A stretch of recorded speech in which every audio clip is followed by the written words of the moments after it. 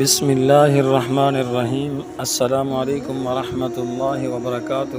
کربلا کے میدان میں حضرت امام حسین رضی اللہ عنہ کی عظیم قربانی کی داستان آج کی ویڈیو میں ہم دیکھیں گے۔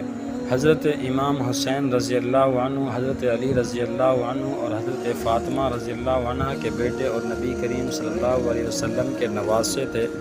آپ کی پیدائش 4 ہجری میں مدینہ منورہ میں ہوئی۔ امام حسین رضی اللہ عنہ کا شمار اہل بیت میں ہوتا ہے، جن کی محبت اور احترام ہر مسلمان کے دل میں ہے۔ حضرت امام حسین رضی اللہ عنہ کے وقت خلافت یزید بن معاویہ کے ہاتھ میں تھی۔ یزید کی حکومت اور اس کے کردار پر کئی مسلمانوں کو اعتراض تھا۔ یزید نے اپنی خلافت کی حمایت کے لیے تمام اہم شخصیات سے بیعت طلب کی۔ امام حسین رضی اللہ عنہ نے یزید کی بیعت کرنے سے انکار کر دیا، کیونکہ وہ اسے اسلام کی تعلیمات کے مطابق نہیں سمجھتے تھے۔ کوفہ کے لوگوں نے امام حسین رضی اللہ عنہ کو خطوط بھیج کر ان سے یزید کے خلاف قیادت کی درخواست کی۔ امام حسین رضی اللہ عنہ نے کوفہ جانے کا ارادہ کیا اور اپنے خاندان اور ساتھیوں کے ساتھ مکہ مکرمہ سے روانہ ہوئے۔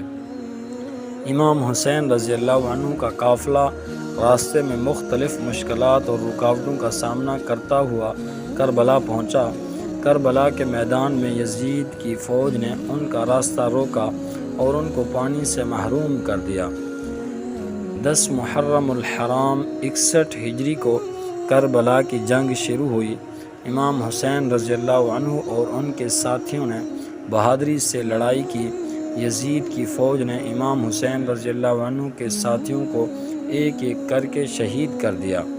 آخر کار امام حسین رضی اللہ عنہ بھی جنگ میں شہید ہوئے۔ ان کے بیٹے حضرت علی اکبر، بھتیجے قاسم اور 6 ماہ کے بچے حضرت علی اصغر بھی اس جنگ میں شہید ہوئے۔ حضرت امام حسین رضی اللہ عنہ کی قربانی نے اسلام کی تاریخ میں ایک ناقابل فراموش باب لکھا۔ آپ کی شہادت نے مسلمانوں کو حق و باطل کے درمیان فرق کرنے کا سبق دیا اور یہ پیغام دیا کہ حق کی راہ میں کبھی بھی ظلم و ستم کے آگے سر نہیں جھکانا چاہیے۔ حضرت امام حسین رضی اللہ عنہ کی قربانی حق و باطل کے درمیان ایک عظیم جنگ کی نشانی ہے۔